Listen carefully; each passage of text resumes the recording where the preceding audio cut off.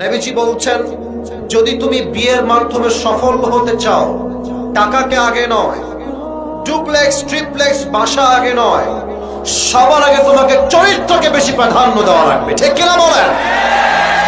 আর তোমরা যারা যুবকেরা আছো, তোমরাও সাবধান হয়ে যাও।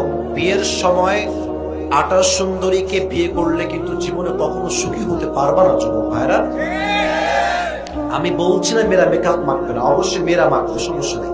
I am not against of that. আমার কথা হচ্ছে বিয়ের সময় ধোঁকাবাজি করবেন না, নিজের যা আছে তাই দেখা যায়। হ্যাঁ, আপনি ইচ্ছা মতো আটা ময়দা, মুখ দেখাচ্ছে বিশাল ফর্সার, হাতটা কালো। আচ্ছা, আপনি এই যে ফর্সা দেখা বিয়ে করলেন, ঠিক আছে, মানলাম, ওকে ফাইন, বাট ये दिन ही दिन नहीं है, सामने और भी दिन बाकी है मेरे दोस्त। বাসরাতের দিনের বেলা যখন ঘুমে উঠে মুখ ধুবে দেখবেন যে কিরে ইয়ার ये कौन है, कहां से आया है। এটা ঠিক না। এজন্য বিয়ের সময় মেকআপ নয়, টাকা নয়, বাড়ি নয়, গাড়ি নয়, চরিত্র যার ভালো সে আমার বউ হওয়ার যোগ্যতা রাখে। ঠিক কি না বল?